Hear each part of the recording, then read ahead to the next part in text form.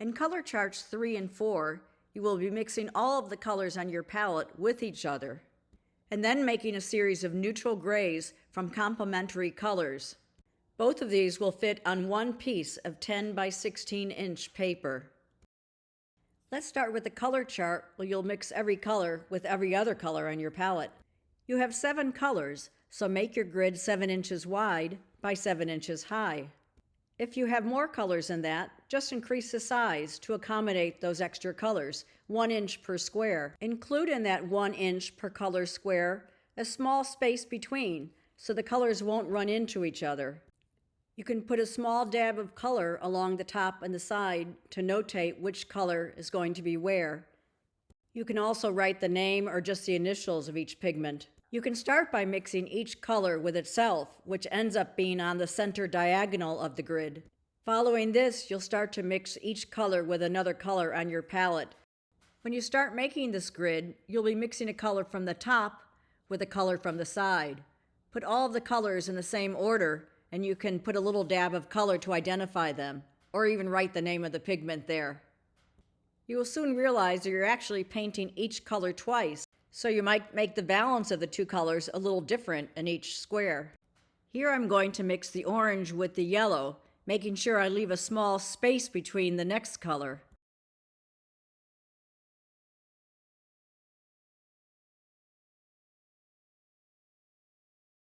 Since I'm mixing them again on the other side of the diagonal, I'll mix them again with a slightly different proportion of one color to the other. If you ever accidentally put the wrong color in the wrong place, you can quickly wet the surface with a brush and dab it off with a paper towel. If it's too late and the paint is already dried, don't despair. You could always cut a small square out of another piece of paper and glue it on. Next, I'll show you what mine looks like in progress. Everyone's in the end will look slightly different. Colors of a similar hue, such as the warms and cools, may look quite similar. It gets really interesting when the warms and cools start to get mixed together. And how amazing that out of the 7 colors in your palette, you can create 49 beautiful colors. There are some additional colors on the supply list that were optional. This is a color chart that has 9 colors. Your color chart will be quite helpful. Let's say you're trying to figure out what the combination of purple and green might look like. Here you can see it on the chart not once, but twice. And notice the differences based on how much green or purple was in each swatch. You can see based on how the colors are organized that the warms and cools tend to be grouped together. This happens in a standard color chart. You could also try to organize the colors differently and see what kind of random color patterns you might come up with. Now we will start color chart 4, mixing complementary colors. You are using the same 10 by 16 inch piece of paper for these. Measure out 4 grids of 5 squares each. Complementary colors sit across from each other on the color wheel. This is indicated by the arrows. Standard complements are yellow-purple, blue-orange, and green and red.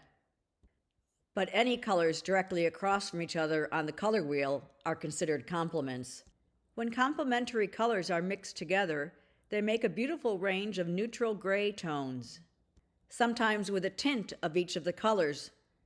Grays made from mixing complements are referred to as chromatic grays. They can be warm or cool or have tints of color. In this grid of 5 squares, place the pure color at each end and a mixture of both in the middle.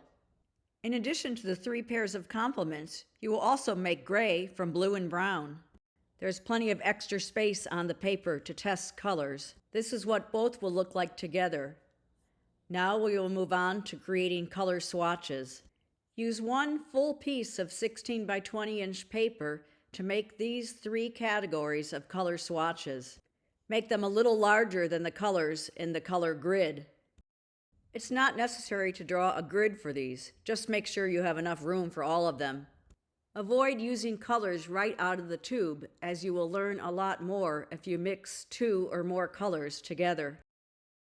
Make sure you note what they are, because there is nothing more frustrating than finding that perfect color and then having no idea how you made it. In the Module 1 painting, you'll have a chance to apply what you've learned about color theory and color mixing in a painting of your own design. Like a mosaic, you will be filling your painting with shapes of color. As a general guideline, keep your shapes between 1 and 3 inches in size. These may include the primary and secondary tubes of color, but as in your color charts and swatches, have ample amounts of paint that you have mixed. You may place these colors side by side or leave a small space between, like in your color charts. If you do place them side by side, remember to let each color completely dry so the next one won't bleed into it. A hairdryer is a handy tool to speed up the drying process.